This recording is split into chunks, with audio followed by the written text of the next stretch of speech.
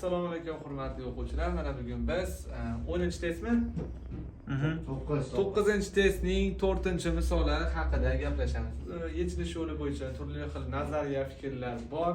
Biz ulardan birini tanlashga qaror qildik va mana bu nuqtadan bu tomonga perpendikulyar o'tkazib olamiz. Ko'rinib turibdiki, mana bu yerda to'g'ri burchakli uchburchak hosil bo'lib qoldi. 30 gradusli burchakning qarshidagi katet gipotenuzani yarmiga teng. Ko'rinib turibdiki, bizda gipotenuzamiz 6 ga teng. Mana bu yer esa 3 ga tengligi ma'lum bo'ladi. Hurmatli o'quvchilar, mana bu burchak 30 bo'lgandan keyin mana bu burchak 60 gradusga teng bo'ladi. 60 gradusli qarshidagi tomon hammaga ma'lumki, 30 gradusli qarshi tomon 3 bo'ladigan bo'lsa, 3 + 3 bo'ladi. 3 + 3. Tushunarlimi o'quvchilar? Mana bu yerdan mana bu yergacha bo'lgan masofa hammaga ko'rinib turibdi. 5 + 3 ga teng.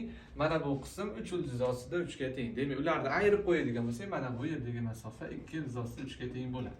Tushunarlimi o'quvchilar? Battar bo'linglar. Keyingi misolni topish uchun biz quyidagi harakatlarni amalga oshirishga harakat qilib ko'ramiz. Mana buni suramiz. 2 + 3 bo'ladi.